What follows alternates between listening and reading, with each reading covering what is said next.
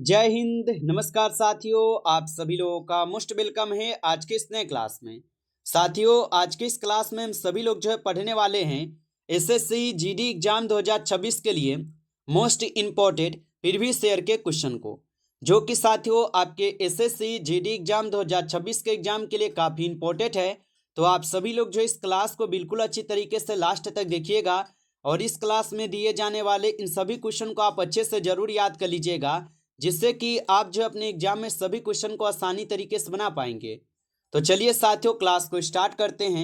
उनसे पहले यदि आप इस चैनल पे पहली बार जुड़ रहे हैं तो साथियों आप जो इस चैनल को सब्सक्राइब कर लीजिए और सब्सक्राइब करके साथियों आप ऑल नोटिफिकेशन को भी ऑल पे दबा लीजिएगा, जिससे कि जब भी कोई नई क्लास हो सबसे पहले क्लास का नोटिफिकेशन आपके पास जो है साथियों पहुँच सके।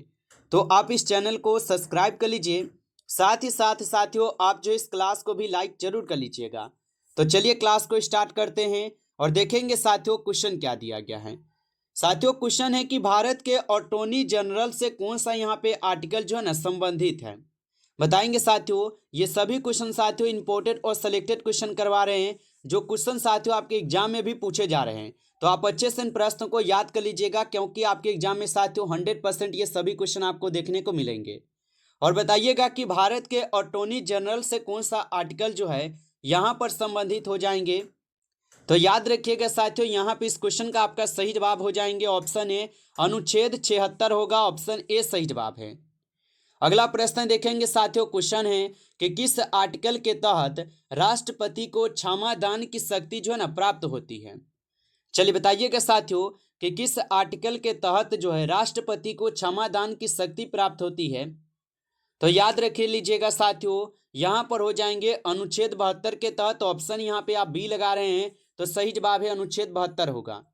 चलिए अगला प्रश्न देखेंगे साथियों, क्वेश्चन है कि निम्न में से कौन सा आर्टिकल समान नागरिक संहिता से संबंधित है। चलिए बताएंगे साथियों कि निम्नलिखित में से यहाँ पे कौन सा आर्टिकल है जो कि समान नागरिक संहिता से संबंधित है। तो याद रखेंगे साथियों, ये हो जाएंगे आपके आर्टिकल 44, ऑप्शन सी सही जवाब है, आर्टिकल 44 होगा। आगे देखेंगे साथियों, क्वेश्चन दिया गया कि किस आर्टिकल में ग्राम पंचायत के बारे में बताया गया है। ये सभी क्वेश्चन साथियों काफी इंपॉर्टेंट और VBS सेलेक्टेड क्वेश्चन है, जो क्वेश्चन आपके पेपर में साथियों देखने को मिल रहा है। तो आप अच्छे से इन प्रश्नों को याद कर लीजिए, क्योंकि आपके पेपर में भी साथियों 100% यहाँ से क्वेश्चन देखने को मिलेंगे। तो आप अच्छे से इन प्रश्नों को याद जरूर कर लीजिए और बताइए कि किस आर्टिकल में ग्राम पंचायत के बारे में जो है साथियों बताया गया है। तो याद रख लीजिएगा साथियों, यहाँ पर हो जाएंगे अनुच्छेद 40 में, ऑप्शन ए यहाँ पे आपका सही जवाब होगा, याद रखिएगा। अगला प्रश्न यहाँ पे आता है साथियों कि राष्ट्रपति पर महाभियोग की प्रक्रिया का वर्णन किस आर्टिकल में साथियों किया गया है। बताइएगा राष्ट्रपति पर महाभियोग की जो प्रक्रिया का वर्णन है ये किस आर्टिकल में किए गए हैं। तो साथियों याद रखेंगे ये आपके आर्टिकल 61 में है, ऑप्शन बी यहाँ पे सही जवाब है, आर्टिकल 61 में होगा। अगला क्वेश्चन देखेंगे साथियों, क्वेश्चन है कि संसद का जो वर्णन है ये किस आर्टिकल में किया गया है। चलिए बताएंगे संसद का वर्णन जो है साथियों ये किस आर्टिकल में किया गया है।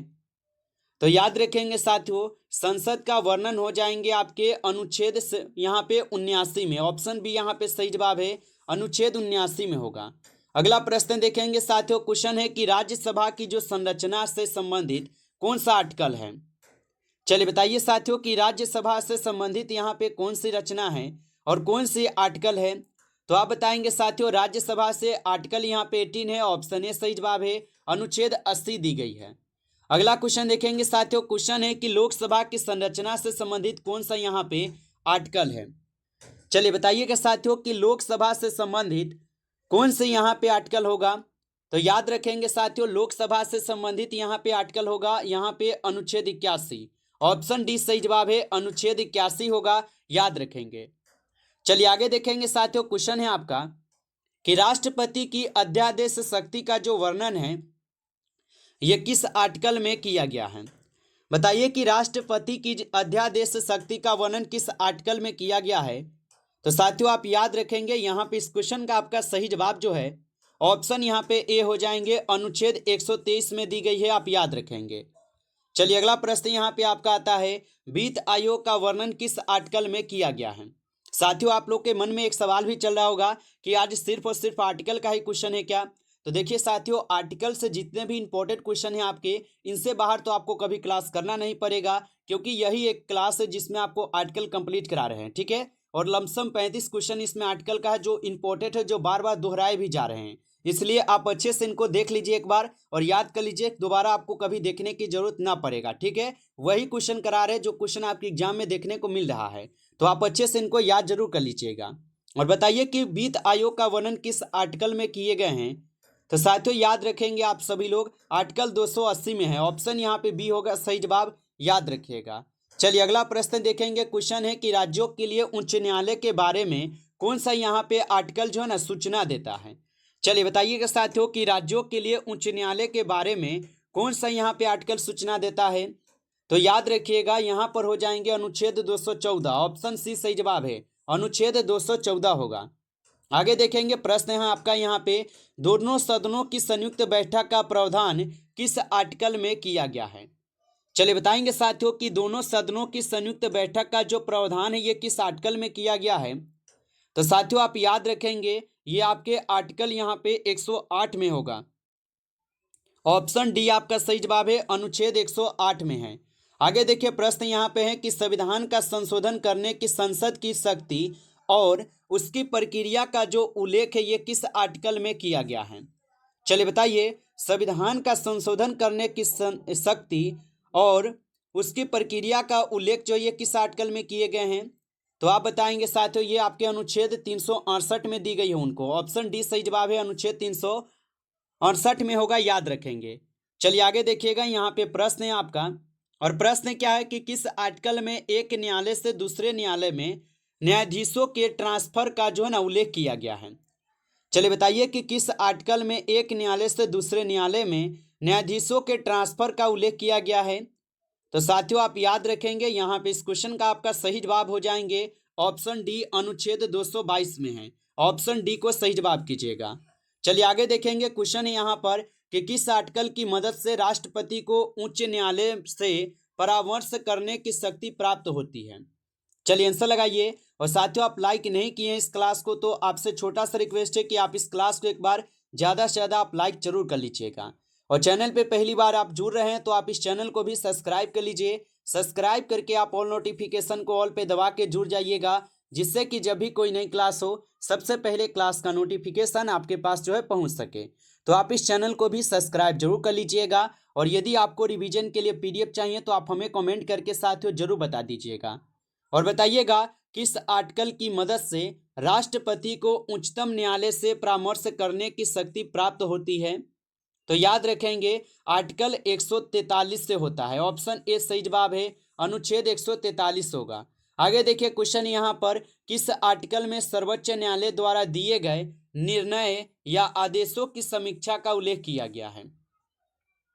बताइए कि किस आर्टिकल में सर्वोच्च न्यायालय द्वारा दिए गए निर्णय या आदेशों की समीक्षा का उल्लेख किया गया है। तो आप बताएंगे साथियों अनुच्छेद 137 में दी गई है। ऑप्शन सी होगा, अनुच्छेद 137 में दी गई है।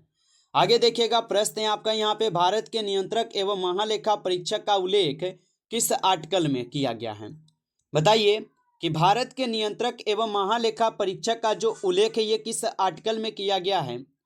तो साथियों आप बताएंगे ये तो अनुच्छेद 148 में दी गई है। ऑप्शन सी सही जवाब है, अनुच्छेद 148 में दी गई है। अगला प्रश्न देखेंगे साथियों, क्वेश्चन है भारतीय संविधान का कौन सा अनुच्छेद अल्पसंख्यकों के हितों के संरक्षण से संबंधित है। चलिए बताइएगा साथियों, भारतीय संविधान का कौन सा यहाँ पे अनुच्छेद है जो कि अल्पसंख्यक के हितों के संरक्षण से संबंधित हो जाएंगे। तो साथियों आप याद रखेंगे अनुच्छेद 29 होगा। ऑप्शन यहाँ पे बी सही जवाब है, अनुच्छेद 29 होगा। आगे देखिए साथियों, क्वेश्चन है भारतीय संविधान में समानता का अधिकार निम्नलिखित अनुच्छेदों द्वारा जो ये प्रदान किया गया है। चलिए बताएंगे साथियों कि भारतीय संविधान में समानता का अधिकार निम्नलिखित अनुच्छेदों द्वारा जो है ये प्रदान किए गए हैं।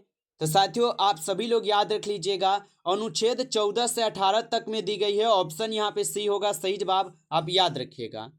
चलिए आगे देखिए साथियों, क्वेश्चन है आपका, अपनी पसंद के व्यक्ति से विवाह करने का अधिकार भारतीय संविधान के किस अनुच्छेद का अभिन्न अंग है। बताइए साथियों कि अपनी पसंद के व्यक्ति से विवाह करने का अधिकार भारतीय संविधान के किस अनुच्छेद का अभिन्न अंग माना जाता है। तो साथियों आप बताएंगे अनुच्छेद 21 में बताई गई है, ऑप्शन सी सही जवाब है, अनुच्छेद 21 होगा।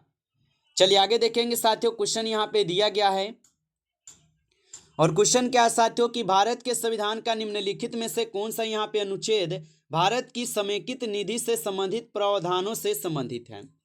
चलिए बताएंगे भारत के संविधान का निम्नलिखित में से कौन सा अनुच्छेद भारत की समेकित निधि से संबंध में प्रावधानों से संबंधित है। तो साथियों याद रखिएगा आप सभी लोग, यहाँ पे इस क्वेश्चन का सही जवाब अनुच्छेद 266 है। ऑप्शन डी सही जवाब है, अनुच्छेद 266। अगला प्रश्न है कि अस्पृश्यता का अंत किस अनुच्छेद से संबंधित है। बताइए कि अस्पृश्यता का जो अंत है ये किस अनुच्छेद से संबंधित होगा। तो साथियों याद रखेंगे आप सभी लोग, यहाँ पे इस क्वेश्चन का सही जवाब अनुच्छेद 17 है। ऑप्शन ए सही जवाब है, अनुच्छेद 17 होगा। आगे देखेंगे साथियों, क्वेश्चन है कि 2 या अधिक राज्यों के लिए एक सामान्य उच्च न्यायालय की जो स्थापना है ये किस अनुच्छेद से संबंधित है। तो 2 या अधिक राज्यों के लिए एक सामान्य उच्च न्यायालय की स्थापना किस अनुच्छेद से संबंधित है। तो साथियों ये हो जाएंगे आपके अनुच्छेद 231 से। ऑप्शन डी सही जवाब है, अनुच्छेद 231 से होगा। आगे देखिए साथियों, क्वेश्चन है कि कौन सा अनुच्छेद उच्च न्यायालय की कुछ रीट जो है जारी करने की शक्ति से संबंधित है। चलिए बताइए कि कौन सा अनुच्छेद है जो कि उच्च न्यायालय की कुछ रीट जारी करने की शक्ति से संबंधित है। तो याद रखेंगे साथियों, अनुच्छेद 226 होगा। ऑप्शन ए सही जवाब है, अनुच्छेद 226 है। आगे देखिए साथियों, क्वेश्चन है भारतीय संविधान का निम्नलिखित में से कौन सा अनुच्छेद राज्यपाल को अध्यादेश जारी करने की शक्ति देता है। बताइए साथियों, भारतीय संविधान का निम्नलिखित में से कौन सा अनुच्छेद है जो कि राज्यपाल को अध्यादेश जारी करने की शक्ति जो है ना देता है। तो याद रखेंगे साथियों, अनुच्छेद 213 पढ़े होंगे। ऑप्शन सी सही जवाब है, अनुच्छेद 213 होगा। अगला प्रश्न है कि कौन सा अनुच्छेद राज्यों के राज्यपालों से संबंधित है। चलिए बताएंगे साथियों कि कौन सा अनुच्छेद है जो कि राज्यों के राज्यपालों से संबंधित है। तो साथियों आप बताएंगे अनुच्छेद 153 होगा। ऑप्शन बी यहाँ पे सही जवाब है, अनुच्छेद 153 है। अगला प्रश्न देखेंगे साथियों, क्वेश्चन है भारतीय संविधान का कौन सा अनुच्छेद धन विधेयक को परिभाषित करता है। चलिए बताएंगे साथियों कि भारतीय संविधान का कौन सा अनुच्छेद है जो कि धन विधेयक को परिभाषित करता है। तो याद रखिएगा साथियों, यहाँ पर सही जवाब हो जाएंगे अनुच्छेद 110। ऑप्शन डी सही जवाब है, अनुच्छेद 110 होगा। आगे देखिए क्वेश्चन यहाँ पर है कि उपाधियों का अंत जो है ये किस अनुच्छेद से संबंधित है। बताएंगे साथियों कि उपाधियों का अंत जो है ये किस अनुच्छेद से संबंधित है। तो उपाधियों का अंत जो है साथियों ये हो जाएंगे अनुच्छेद 18 से संबंधित है। ऑप्शन ए सही जवाब है, अनुच्छेद 18 होगा। अगला प्रश्न देखेंगे, भारतीय संविधान का कौन सा अनुच्छेद मंत्री परिषद की नियुक्ति और अयोग्यता का वर्णन करता है। चलिए बताएंगे साथियों कि भारतीय संविधान का कौन सा अनुच्छेद है जो कि मंत्री परिषद की नियुक्ति और अयोग्यता का वर्णन करता है। तो साथियों आप बताएंगे अनुच्छेद यहाँ पे 75 हो जाएंगे। ऑप्शन डी आपका सही जवाब है, याद रखेंगे। चलिए आगे देखेंगे, यहाँ पे आपका प्रश्न है कि बोलने की स्वतंत्रता के लिए अधिकार का संरक्षक किस अनुच्छेद से संबंधित है। बताइए बोलने की स्वतंत्रता के अधिकार का संरक्षण किस अनुच्छेद से संबंधित है। तो साथियों आप बताएंगे ये दिए गए हैं अनुच्छेद 19 में। ऑप्शन सी सही जवाब है, अनुच्छेद 19 में होगा। आगे देखिए क्वेश्चन यहाँ पे दिया गया कि निम्नलिखित में से कौन सा अनुच्छेद लोकसभा में अध्यक्ष और उपाध्यक्ष से संबंधित है। चलिए बताइए निम्नलिखित में से कौन सा अनुच्छेद लोकसभा में अध्यक्ष और उपाध्यक्ष से संबंधित है। तो याद रखिएगा साथियों, अनुच्छेद यहाँ पे 93 होगा। ऑप्शन सी सही जवाब है, अनुच्छेद 93। आगे देखिए क्वेश्चन यहाँ पर है कि संविधान के किस अनुच्छेद के तहत भारत में किसी राज्य पर राष्ट्रपति शासन लागू किया जाता है। चलिए बताइए कि संविधान के किस अनुच्छेद के तहत भारत में किसी राज्य पर राष्ट्रपति शासन लागू किया जाता है। तो आप बताएंगे अनुच्छेद 356 के तहत होता है। ऑप्शन ए सही जवाब है, अनुच्छेद 356 के तहत। अगला प्रश्न देखेंगे साथियों, क्वेश्चन है भारत तथा प्रत्येक राज्यों के लिए आकस्मिकता निधि का प्रावधान निम्न अनुसार जो ये किया गया है। बताइए भारत तथा प्रत्येक राज्यों के लिए आकस्मिकता निधि का प्रावधान निम्न अनुसार किया गया है। तो आप बताएंगे साथियों ये अनुच्छेद 267 के तहत की गई है। ऑप्शन ए सही जवाब है अनुच्छेद 267 के तहत। आगे देखेंगे साथियों, प्रश्न है कि निम्नलिखित में से कौन सा अनुच्छेद सभी नागरिकों के लिए जो है ना समान न्याय और मुफ्त कानूनी सहायता को बढ़ावा देता है। तो निम्नलिखित में से कौन सा अनुच्छेद है जो कि सभी नागरिकों के लिए, यहाँ पे क्या है, सभी नागरिकों के लिए सभी नागरिकों के लिए समान न्याय और मुफ्त कानूनी सहायता को बढ़ावा देता है। तो आप बताएंगे अनुच्छेद 39 के ए में जोड़े गए हैं, ऑप्शन ए सही जवाब है। आगे देखेंगे, क्वेश्चन है आपका कि भारतीय संविधान का कौन सा अनुच्छेद है जो कि यह प्रावधान करता है कि प्रत्येक भारतीय राज्य में एक राज्यपाल होगा। चलिए बताइए, भारतीय संविधान का कौन सा अनुच्छेद यह प्रावधान करता है कि प्रत्येक भारतीय राज्य में एक राज्यपाल होगा।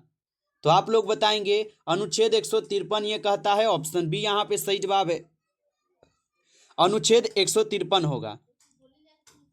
नमस्कार साथियों, इस क्लास में टॉप 35 क्वेश्चन थे जो कि आपके एसएससी जीडी एग्जाम 2026 के लिए सभी क्वेश्चन इंपॉर्टेंट क्वेश्चन थे। साथियों यदि आपको क्लास अच्छा लगा हो तो आप जो इस क्लास को साथियों ज़्यादा से ज़्यादा लाइक कर लीजिएगा। चैनल पे पहली बार जुड़े हैं तो आप इस चैनल को भी सब्सक्राइब कर लीजिए। सब्सक्राइब करके आप ऑल नोटिफिकेशन को ऑल पे दबा के आप जुड़ जाइएगा, जिससे कि जब भी कोई नई क्लास हो सबसे पहले क्लास का नोटिफिकेशन आपके पास जो है पहुंच सके। तो आप इस चैनल को सब्सक्राइब जरूर कर लीजिएगा। और यदि आपको पीडीएफ चाहिए रिवीजन के लिए तो आप कमेंट करके हमें जरूर बताइएगा। चलिए फिर मिलते हैं आपसे नेक्स्ट टॉपिक के साथ नेक्स्ट क्लास में। तब तक के लिए जय हिंद, जय भारत।